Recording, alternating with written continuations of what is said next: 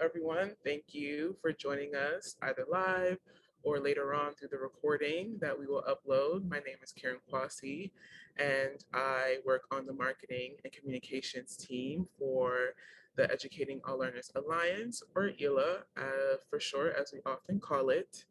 ELA is a coalition of over 100 partner organizations that seek to support students with disabilities by curating an extensive resource library and sharing helpful examples and information within the education community.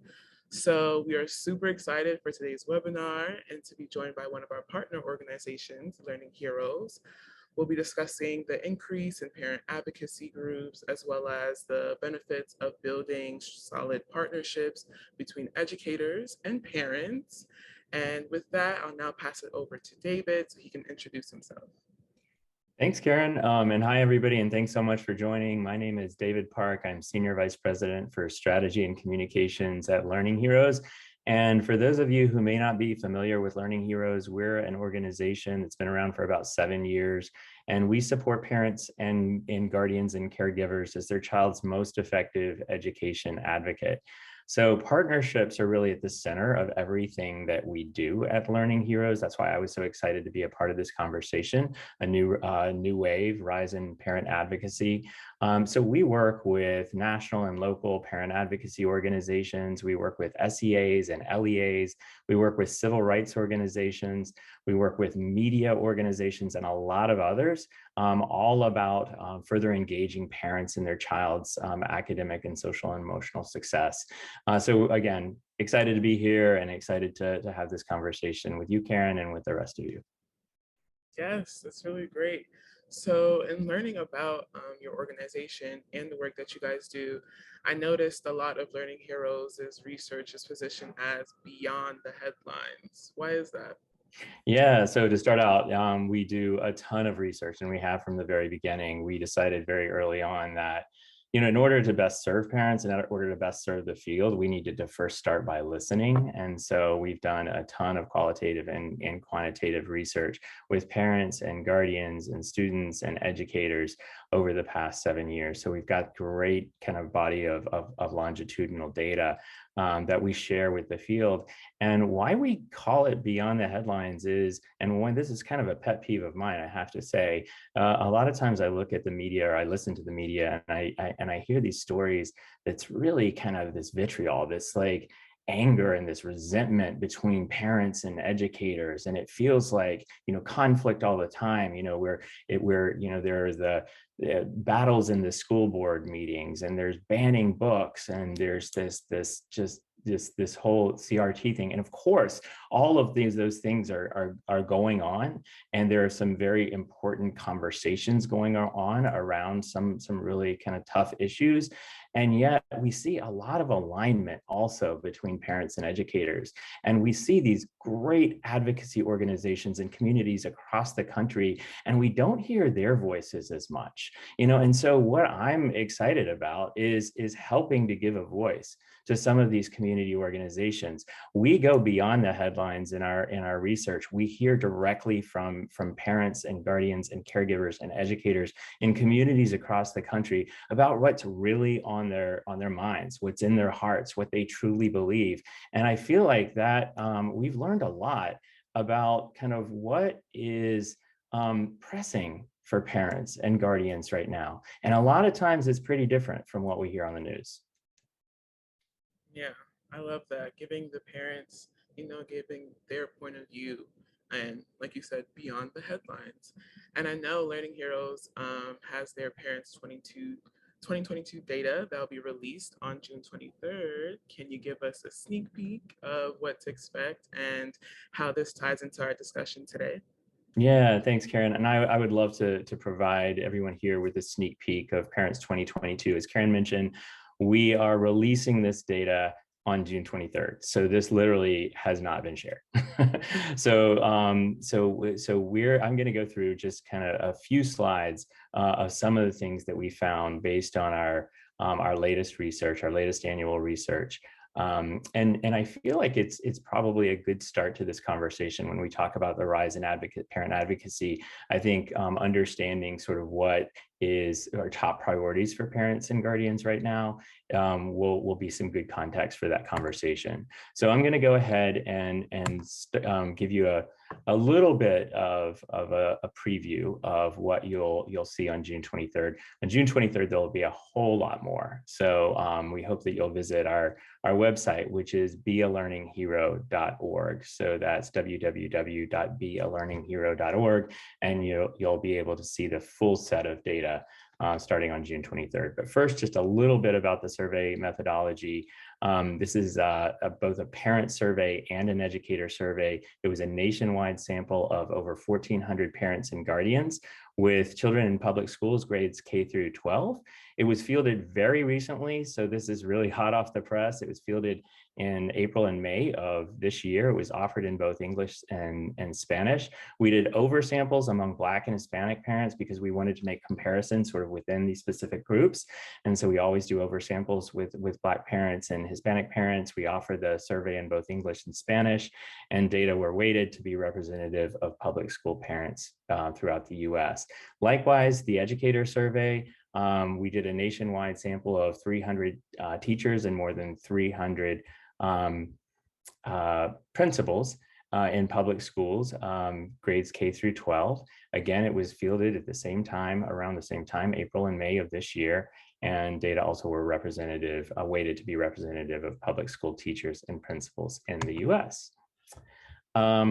So we asked, this is something that we've asked for years, since actually 2016, and I've got the data from 2019 here. So this may not be a surprise, but parents really have high aspirations for their kids. We asked how important it is that your child go to college, and you'll see in 2019 it was 73%.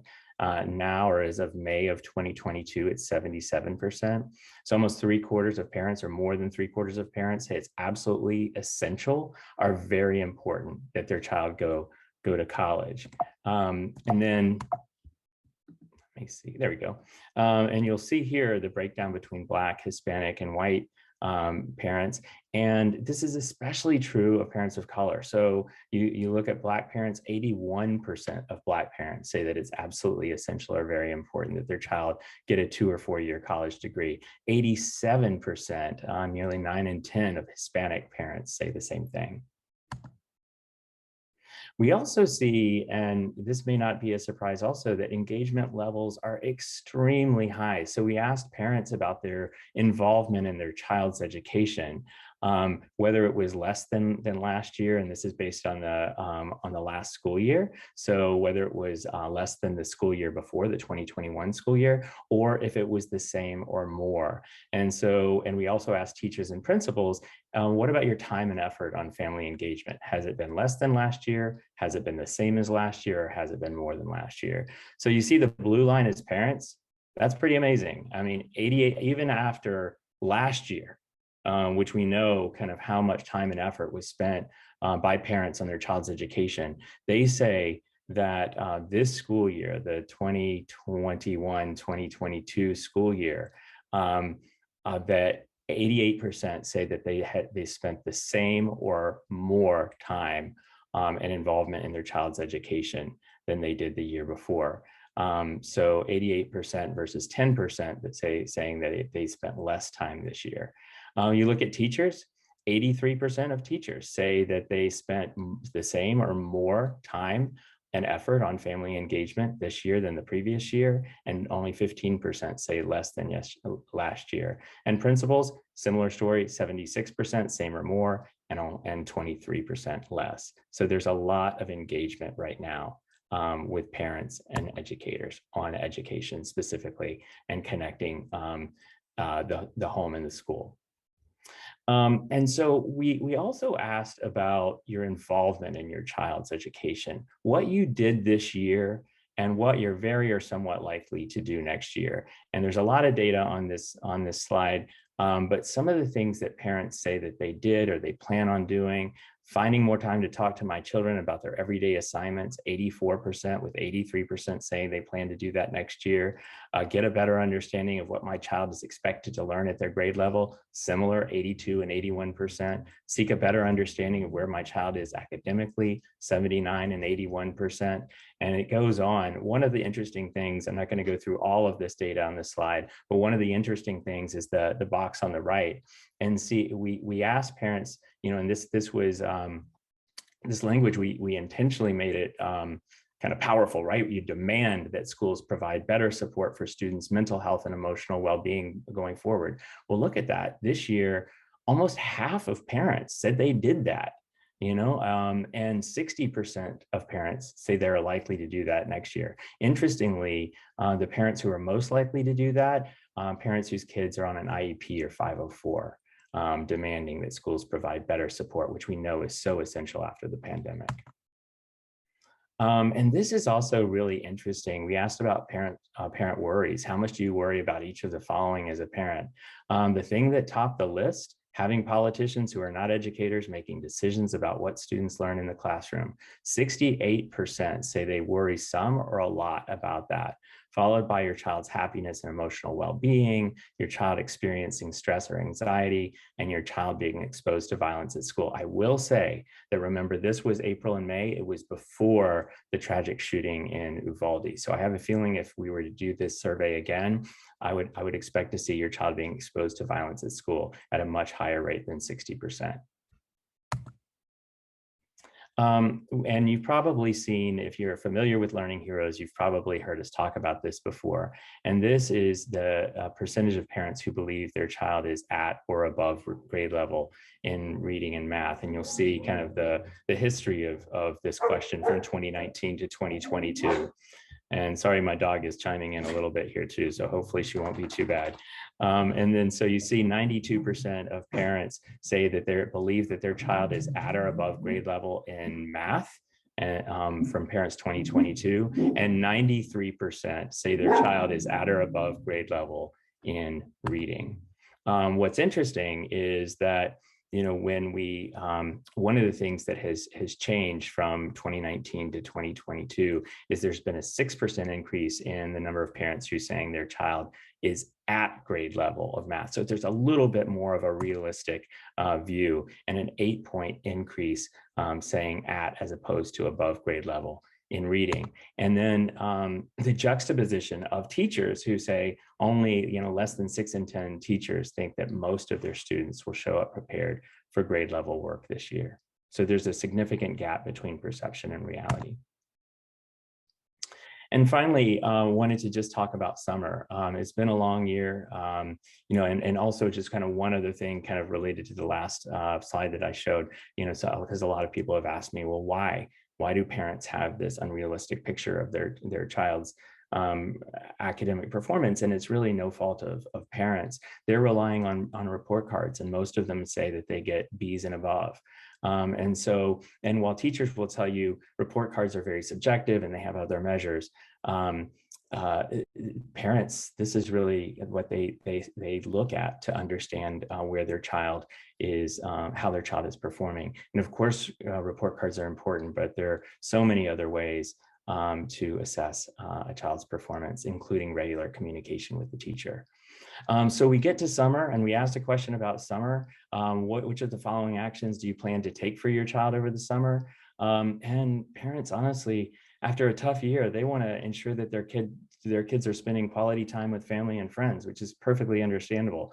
Top answer at 55%. And also focus on my child's social and emotional development and skills. And so those are more important than supporting the children in working on their reading and writing skills right now. Although they 42% say they still feel like they will take action in terms of supporting their child on their reading and writing skills. You see that that's below their social emotional skills, and it's also below just spending quality time with family and friends, which is so important. Interestingly, here you see enroll my child in a summer school or tutoring program, only 16%. So that I think there's been a lot of talk in the media about learning loss. I don't necessarily think that parents are super focused on learning loss right now, and specifically, with only 16% saying that they'll get any kind of official kind of summer school program or tutoring for their child. So that's just a sneak peek at what we'll release on June 23rd. And here's my contact information if you have any questions about the data, and I'm happy to provide more information to you. Thank you for that sneak peek. There was a lot of insightful information just from that small bit. So I can only imagine when the full report comes out. And so, yeah, as we've heard and seen for ourselves, we are in the midst of this new wave of parent advocacy with more and more parents wanting to be involved in deeper, more foundational ways. However, this isn't exactly new, which is why we call this the new wave and not the first, because Black and Brown parents are like the genesis of effective parent advocacy groups out there. I know one of the many and interesting examples that comes to mind is this micro school movement in Arizona, where a group of Black mothers and teachers got together after being just frustrated with their public schools' failure to provide quality education, as well as wanting to avoid that schools to prison pipeline, which we've unfortunately seen too often. And they decided to create their own network of their own schools. So, with things like that in mind, can you share some insight surrounding this? Yeah, thanks, Karen. And actually, I just had a great conversation about this very thing with my colleague at Learning Heroes, Dr. A.L. Bergman, who is the author of a report that we recently put out called Unlocking the How, Designing Family Engagement Strategies that Lead to Student Success. And he and I were talking about the roots of Black parent advocacy, which are literally as deep as the roots of our country. So that was a great example that you provided, and there's so many other examples going on, around the country right now, about Black parents advocating effectively for their children, and Dr. Bergman pointed me to a book that I'm excited about reading called The Lost Education of Horace Tate: Uncovering the Hidden Heroes Who Fought for Justice in Schools. And it's by an author who's a professor of African American educational studies at Emory. And she's written actually a lot about this. And her name is Vanessa Siddle Walker. Some of you may have heard of her. And she talks about sort of the Black schools in the Jim Crow era, and Black educators and parents risking a lot because they were determined to protect their kids when society really wasn't. And so today we see so many examples of Black parents advocating for their kids. Aside from the example, Karen, that you gave, I think of groups of moms like in Brown Rock, Texas, who saw their kids being suspended at much higher rates than white kids at the school. So they banded together and they helped change policy, and they were effective in doing that. And so while it's a new wave of parent advocacy groups, for sure, parent advocacy, and especially Black parent advocacy, has very deep, longstanding, and important roots in this country. Exactly. I definitely agree. And I love the examples that you brought up because they further emphasize this important thing. And I think it's important to, while we are embracing this new wave, it's also important that we acknowledge that there are groups of people who have been, working at this, trying to make these huge changes for years. And so can you tell me from your perspective at Learning Heroes, which is an organization that touches down with a lot of national and local organizations, as well as schools and districts, what are some strong examples of organizations equitably engaging parents and partners in their child's education? There are so many examples. I'm only going to cite a few, but we could go on all day, because there has been such a rise in the number of parent advocacy organizations. I live in Washington, D.C., and so I'm really close to an organization some of you may have heard about called Parents Amplifying Voices in Education. It's PAVE. It's a local organization here. It was founded in 2016. with a mission to connect, inform, and empower parent leaders to give families in DC a voice for the vision of education, for their vision of education. And the organization's leader, Maya Martin Cadogan, often talks about how historically in Washington, D.C., parent voices, and particularly Black and Brown parent voices, have been missing from conversations where important decisions that directly impact students and families are made. And so they've got over 5,000 primarily Black and Brown parent leaders across D.C. They determine policy priorities, and they are super effective at getting funding from the city to make sure that in the district to make sure that their priorities are also the district's priorities. So this year, this group of parents decided out of school time programs and school-based mental health were priorities for them. And they were actually able to get additional funding in both of those areas. So that's one example. Some of you also may have heard of Memphis Lift, an incredible organization led by Sarah Carpenter, who's a powerhouse in Memphis, Tennessee. They've been around since 2015. They're now opening up a new parent resource center for parents to have their basic needs met so they actually have the time and energy to then focus on their child's education. So the center is going to have a food pantry and washer and dryers and clothes donation closet and computer space so they can work, and space for training on parent advocacy. So that's another organization that literally is knocking on doors in Memphis, Tennessee, and building trust with parents who've traditionally been underserved in public education in Shelby County, Tennessee, and really making a profound difference in that community. Another one that I'm just amazed by is the work of Oakland Reach, which, among other things, they focus on storytelling to build trust with parents and families. Something that you'll hear them say all the time is you have to be a friend before you need a friend, which I love. And they've really worked hard on that to be a friend before they need a friend.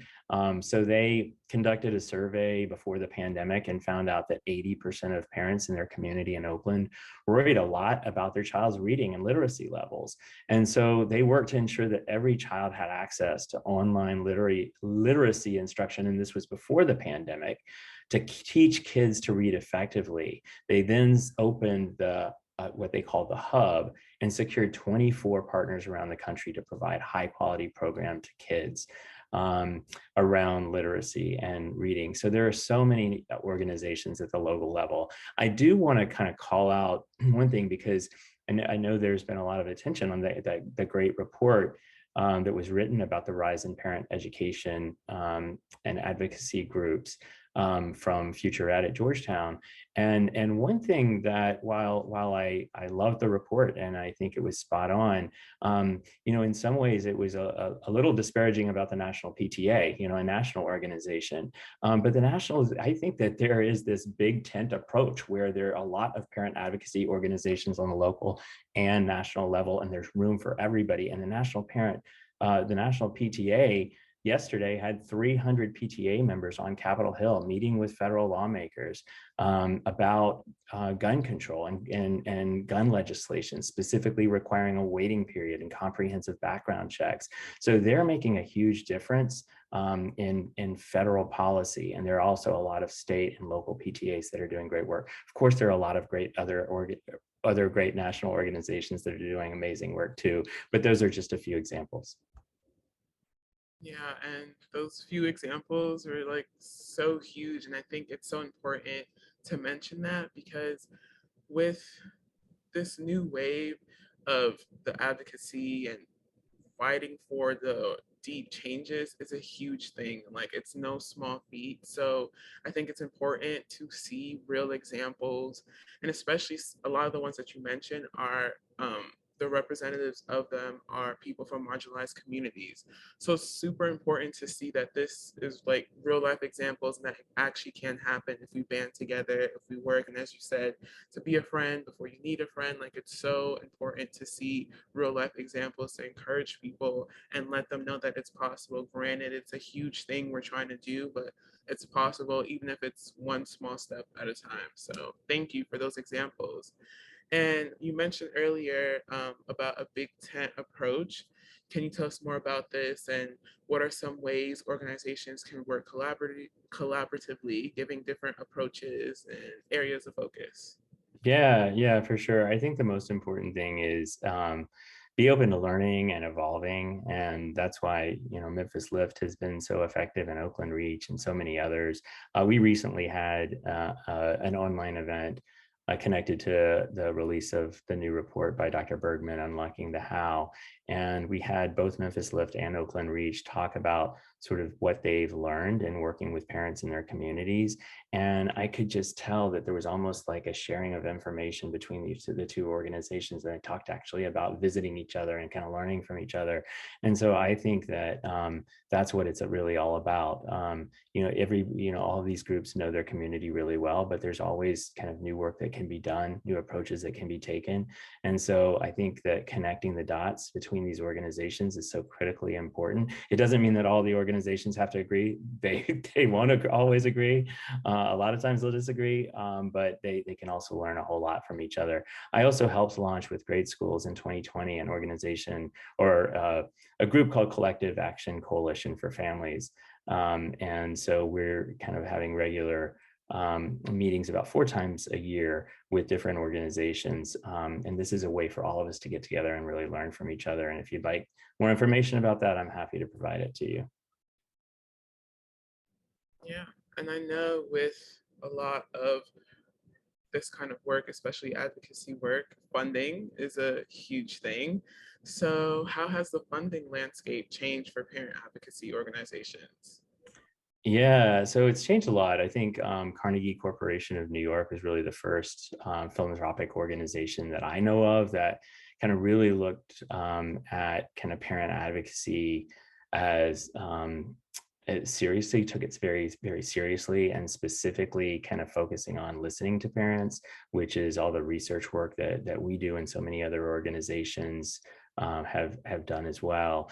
They didn't assume they knew what was important to parents. They made a conscious decision to start by listening. And then a lot of other philanthropic organizations have done the same. So today there's more funding available than ever, but of course there's also more competition for funding. And I think one of the things that funders are looking for, and the funders that I've spoken to are really looking at obviously showing impact, and being able to set goals and track goals, but also what I mentioned before is connecting the dots. Like what are you learning? What are you doing that's different? How are you growing? And how are you reaching more parents? And how are you building trust in your community? And how are you learning from other organizations that are building trust in their community as well? Yeah, that's so important and definitely necessary, especially the part that you mentioned about asking instead of assuming what they would need, just asking because it's the simplest and easiest way to provide the help that people need. And yeah, I think that because we're coming short on close to time, I will go into the chat. If you have any questions, please leave them in the chat now so that we can answer them for you.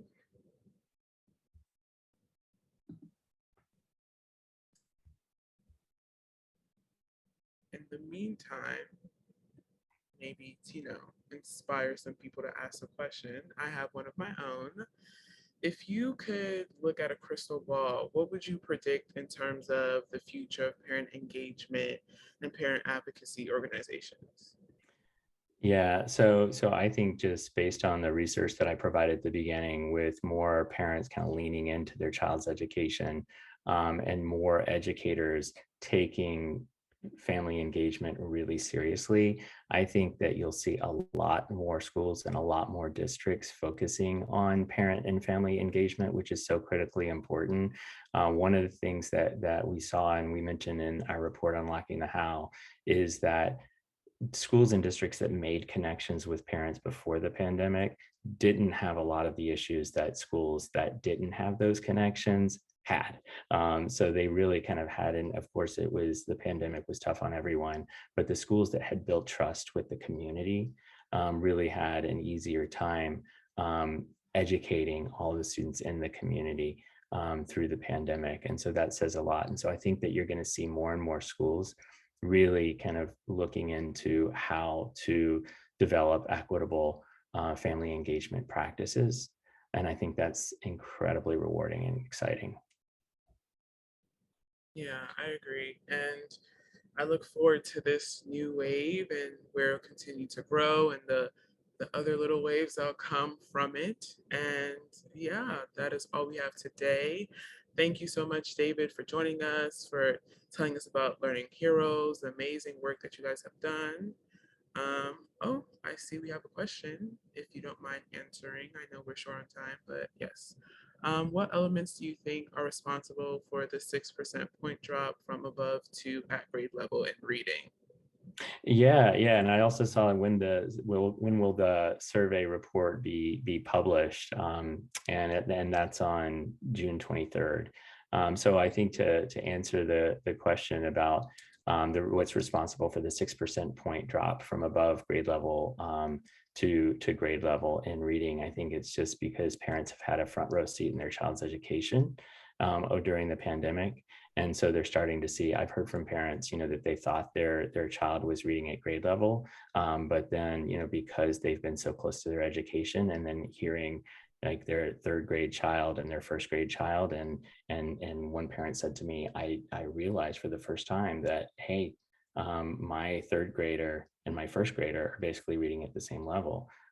There's a problem here. So she was able to get the support that she needed for her third grader. So I think it's really having that front row seat in your child's education that's responsible for that.